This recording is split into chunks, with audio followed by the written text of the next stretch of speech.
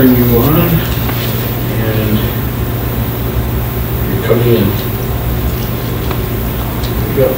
Perfect timing. Yes. Got him. No. We're on? Yeah, you're on. Oh, well, welcome to Udicci.TV, and of course, if you're tuning in right now, you're here for Udicci updates, and this is the time of week when we kind of bring you up to date on all that's going on here, and help keep you kind of informed and whatnot. And I guess ultimately, I guess you caught us eating, and I guess that happens. And, well, we just invite you into our home here, and we invite you into our studio. This is the home of Udicci, home of Udicci.TV. Our studio is at the Hungerford Building in Rochester, New York. And yeah, if you're just tuning in, or if you've never seen it before, well, it's a good time. It's a good time to tune into Udicci right now, because we're actually just now beginning to find that stride that you need to have. That stride that kind of allows you to sit up and kind of go, you know what? This thing we got ain't half bad. And then you kind of just go live to the internet and to the world, eating pizza from the local delivery place, which we won't say because they're not official sponsors. But they're good. But they're good. And, you know, your name could be here, right here, as we're eating. And that's just a matter of some sponsorship. But, well, we finally reached the point in our story where, well, we're ready to begin telling our story. And we're going to be kind of letting you in on the story as it's getting told over the next probably about 2 weeks. Well, I'll tell you what. By the time I get back from vacation, maybe a week or two after that, because, yeah, we're going to have some time down, and we don't exactly know how long the story is going to take to tell the way that we want it told. But we do invite you to join in and join that conversation, sort of already in progress. And we'll jump into that right after we get back from our first break.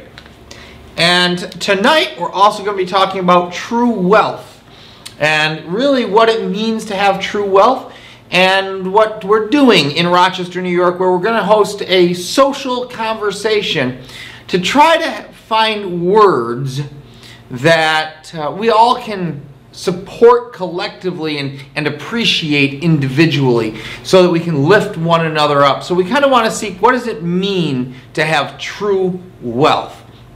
And that story begins with a quote that we heard from a beautiful woman named Celeste, and she says, "I cannot reconcile wanting the best life for my children if the same is not true for my community." And that is a beautifully spoken heart.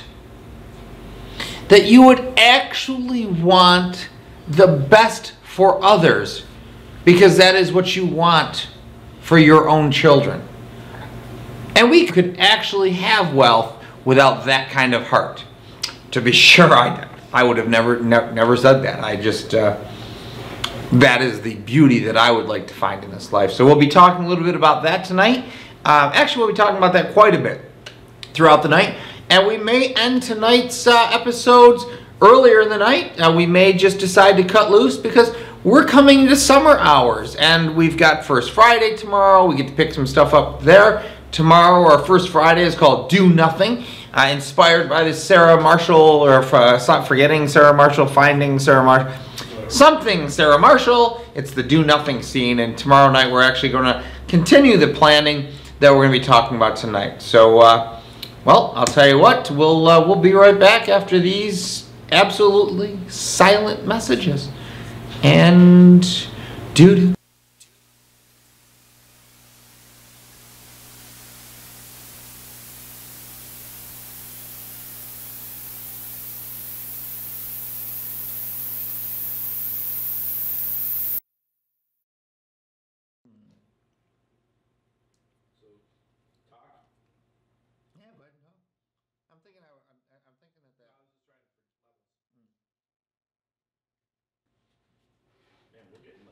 Nothing.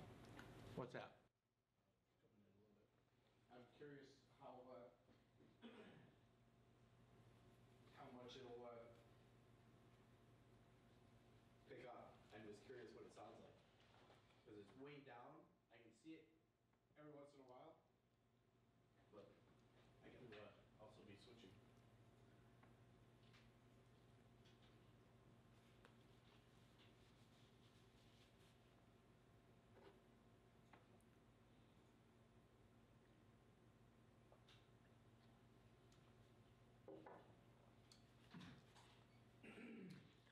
Well, whichever one.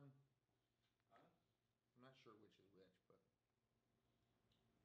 All right, the other one has. Okay, so. Wow, that's like, Which is the one that had? that's silent. Which is the one that had the 2 cheeses, and which was the one that had I don't the remember. 2 meats?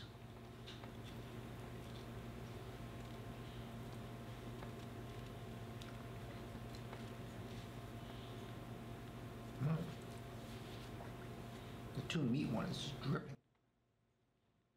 What's that? The 2 cheese. Did you get some of the sweet and tangy? Mm-hmm. That's good on these.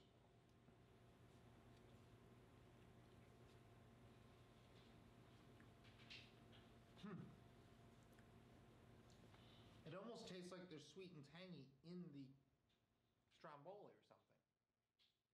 I think it did.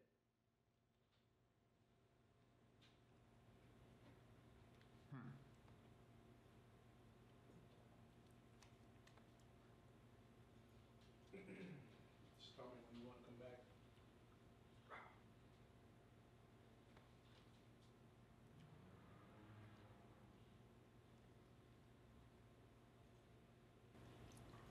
This is good, but I definitely would like to try it with either no sauce in it or like the marinara sauce. Yeah.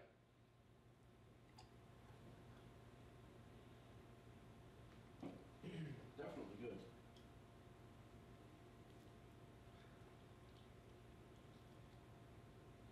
Mm-hmm.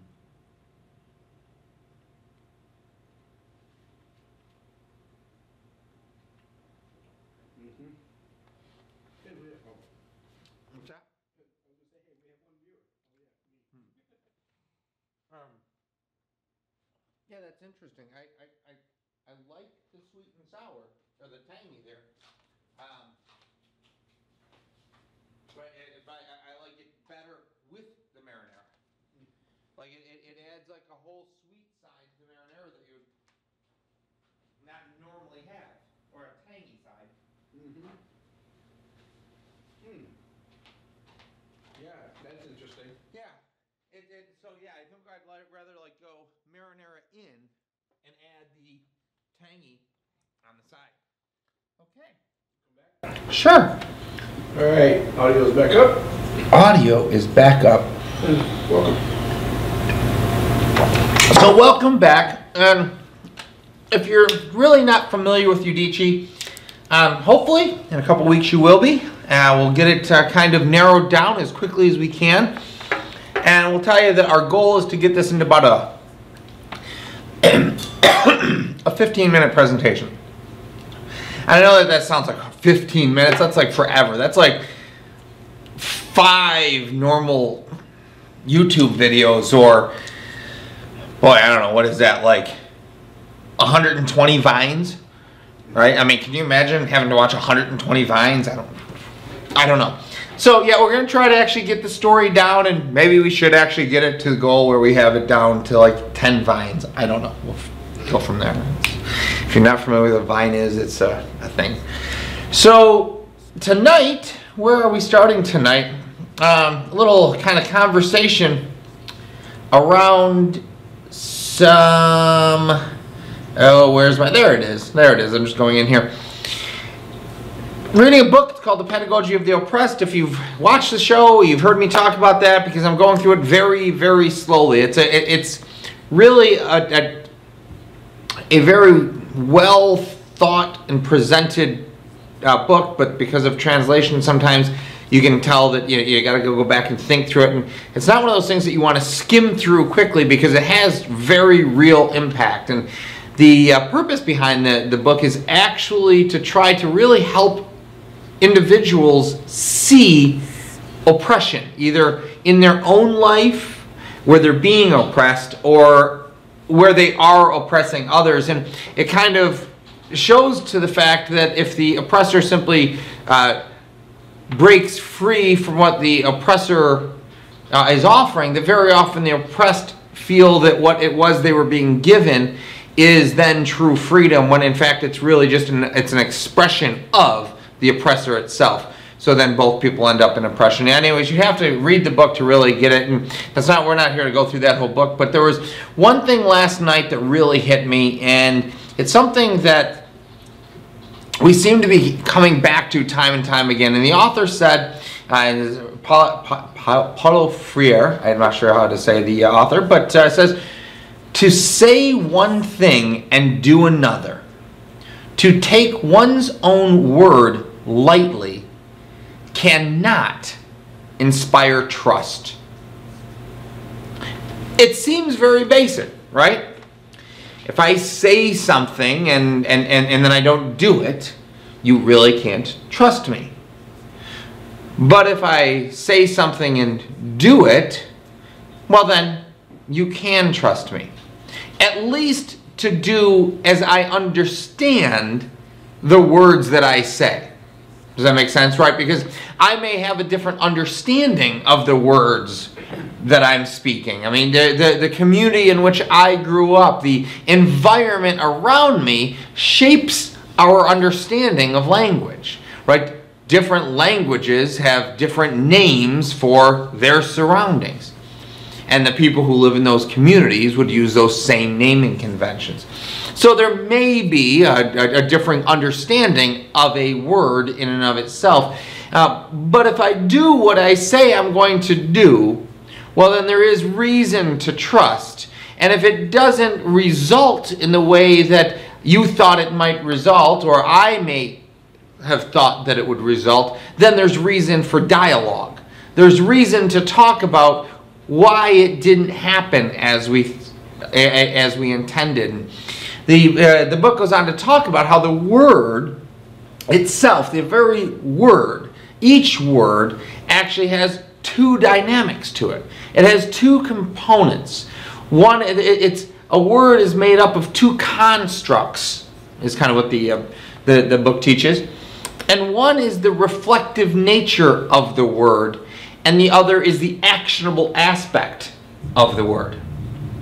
The reflected side is after you've acted upon the word and you've gained understanding. When you reflect upon the word, is it what you understood it to be? If not, we can take some corrective understanding, or we could change it. If so, well then good, we can move forward strongly. So there are these two pieces, this reflective nature and this verbal nature. And it says that if one exists and not the other, both are weakened. Because if you act upon a word without ever reflecting on it, if you act for the sake of acting on a word, that is activism. It's hollow action, per se. It's I'm going, but I don't necessarily fully appreciate nor understand the actual word itself and what it meant to the people that I was acting with it upon. If you choose not to reflect upon the word, then there's no real understanding in the word, and you can't then shape your future actions. If you don't act upon the word, well then it's just verbalism. It's just a bunch of clutter. All right, so if you will, that's kind of what we like to do here at Udicci. We like to explore those kind of thoughts from people who've made it their life's work to try to help set others free, people who have insights in truly finding ways that, well, that we can be free from oppression and the many of the societal woes that we have, because it's actually our goal to help change society for the better. So that's a piece that that kind of starts the conversation about true wealth. because we actually believe that each person needs to define in their own words their own world. And they need to define for themselves the words that they are going to hold themselves accountable to. And when they act upon those words and then they meet with others around them, we can look and say, okay, you did act upon those words. What did you find? Were the words sufficient to give to you the life that you want? Or the words not understood and they gave you a different result? So that is our hope, is to help people shape their own world by really forming their own words that they can act upon. We just break that all down to what you say and you do is the character, is your character. It's really that simple. So we actually are here to help get that message out. We want to help encourage dialogue. We want to help people to begin talking with one another and truly caring about the words that are being said to one another, putting those words into practice and seeing what it is those words teach us. And then whether those words and those actions are going to lead us toward the life that we say that we want. And we're going to begin that conversation just around something that seems to interest a lot of people, and that is wealth. And we're going to have a conversation about what true wealth is. And we're going to have that conversation as something that hopefully we can collectively as a community pass down to the next generation. That we can share these common values, these principles of prosperity that each of us can support individually in our life. That we can lift up and say, yes, this is something that I can get behind it and I do believe is a tenet of true wealth.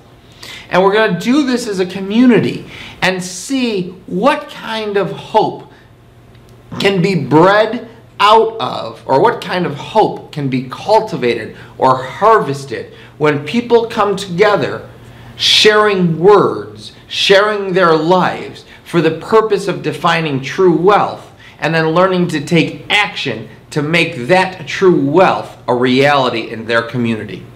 And that's what we're doing at Udicci. That all began yesterday, and that's just the beginning of the story. We will be back after a short break, and I forget what we said that we would talk about after that.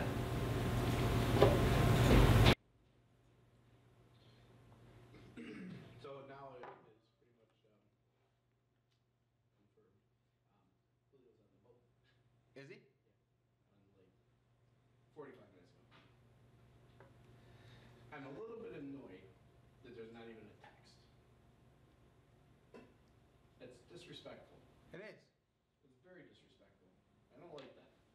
I mean, he did say to me yesterday, hold on. Hello?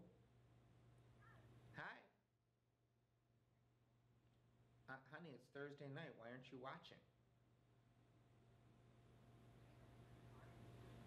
So you could watch on your phone. No. No, she's not coming over here tonight. No, I did not. I told you I'd leave that in your hands. No, I'm going to leave it in your hands. Honey, I got to get back. We're just at break right now, which is why I answered. All right. Love you. Bye. So, he did say the other day, yesterday. Oh, yeah, so the other guy. The other guy pull out. Yeah, 23 minutes ago, he texted me.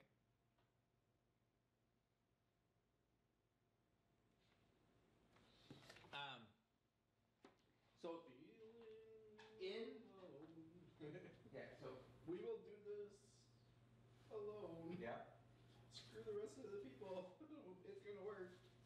And sorry. So as far as Julio goes, now that I think about this, he did say yesterday that, because he's off this week, vacation, or whatever else, and that he just wanted to really leave things open to let them happen as they happen, which is why I said, okay, then on Friday, I think that we have a couple things going. If you're out and about and you want to touch base and get caught up on business stuff, text me when you're, if you want to stop by, we'll let you know. He said, okay. So, that does not take away the fact that he should have texted you back. But, Yes. in fairness, if that was his understanding and I said that to you, but still, the text back is Disrespectful. simple. It's disrespectful. He said hi. He said hey earlier. Right. You can't come back and tell me that you're not gonna be here. I'm sorry. That. Right. It's like, what did I do to you that you're gonna treat me like that? You treat me like I'm a. I don't think it's production you tech. at this point. It's just this is more of a seriously that's just flat out disrespect to the company. It's unprofessional. Mm-hmm. After everything we've done for them, the time that we put in for nothing in return, he hasn't even ever bought me a beer. Ever. A beer would be freaking awesome. Mm-hmm. This is my call. Huh? My call.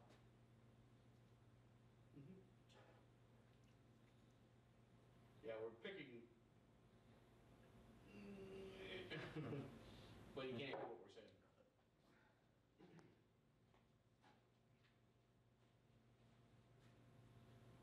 Are you sure? Yep. I've been listening to it.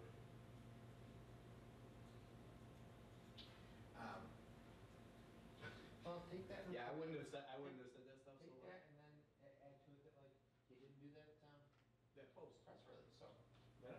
all right. Hey guys, you know what? Last chance.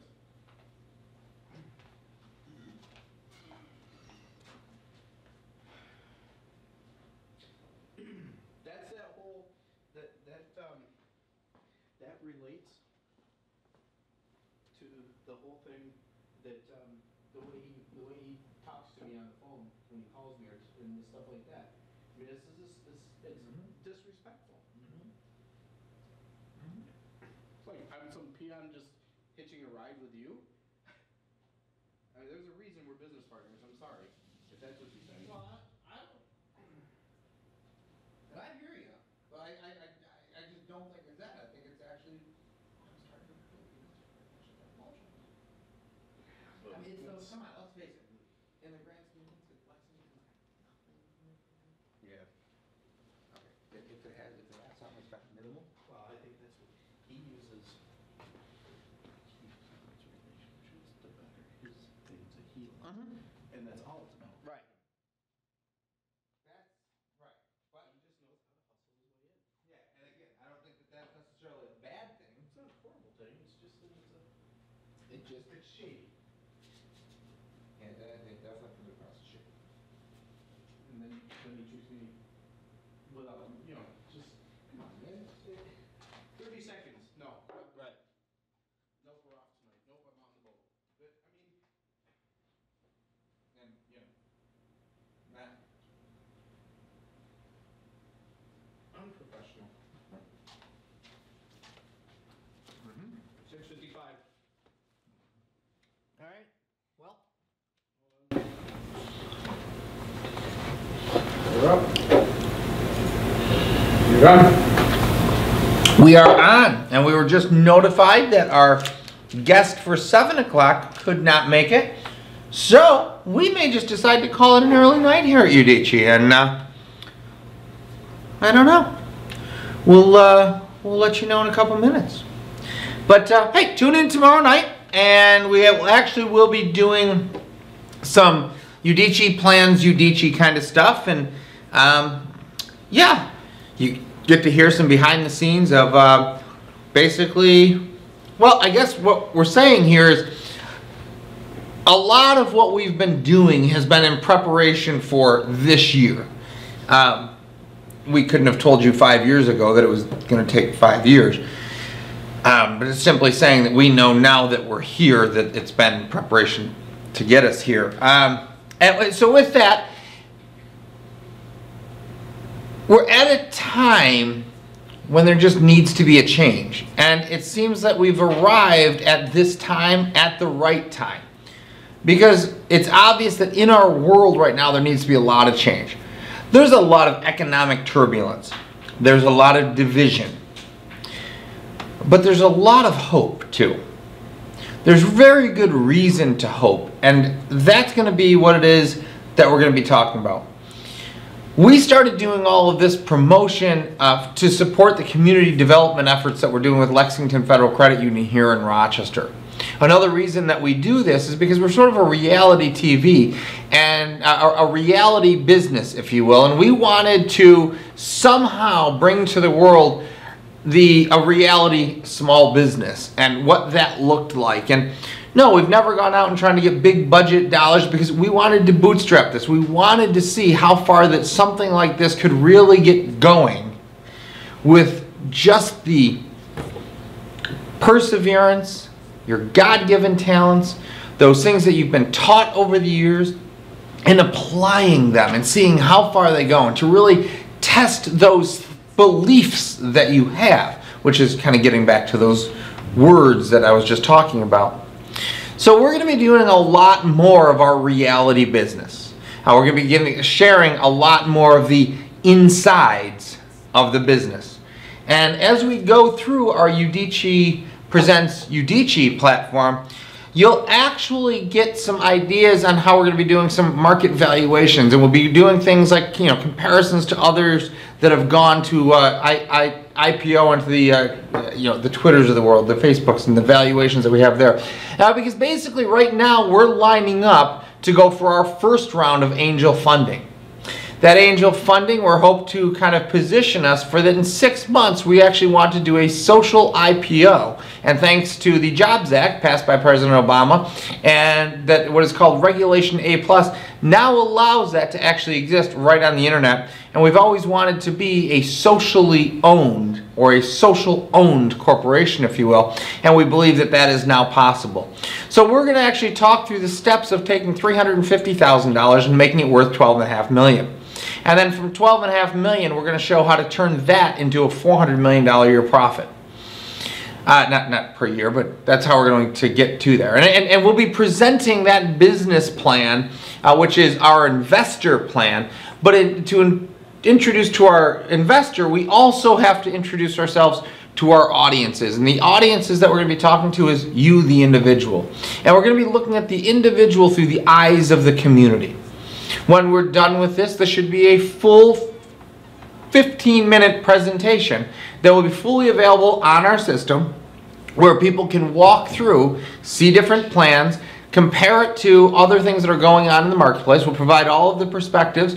We'll actually just give you a system to walk straight through it and understand that that entire system will manage the entire plan that we set forward, and that the system itself was designed to be implemented around the globe to make happen a goal that we set many years ago.